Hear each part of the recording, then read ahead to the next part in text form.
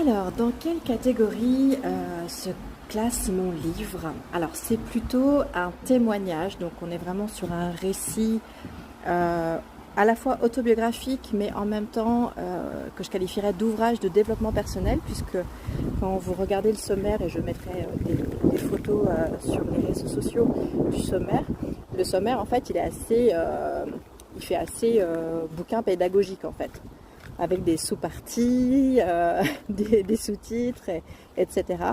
Et ça permet voilà, de suivre un peu mon évolution, tous les outils que j'ai utilisés, mon évolution. Alors c'est pas forcément chronologique comme l'était le premier livre, parce que Happy Endings, du silence de la prostitution à l'expression de soi, le parcours atypique d'une masseuse érotique, là pour le coup c'était plus un récit autobiographique où je partais du début et j'allais à la fin. Là, on est plus sur... il y a des allers-retours. Donc, l'idée, c'est de suivre première partie, qu'est-ce que je constate.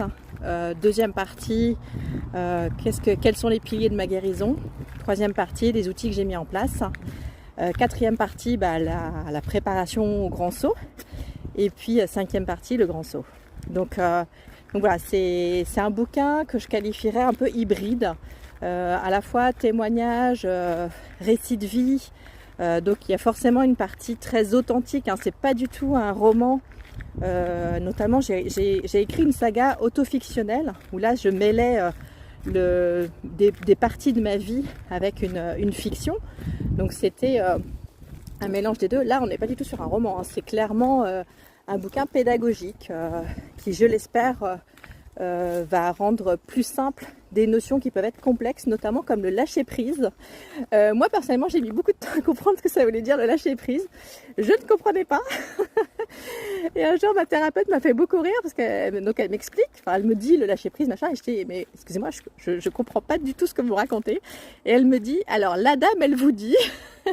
J'en ai un souvenir très amusé parce que cette thérapeute et moi, donc Stéphanie et moi, on a vraiment développé une superbe relation, et c'est très important, je pense, quand on a qu'on a envie et besoin de sortir des TCA, des addictions, c'est d'avoir quelqu'un qui vous accompagne avec beaucoup de bienveillance, de compréhension, et c'est aussi ce que je partage dans mon livre.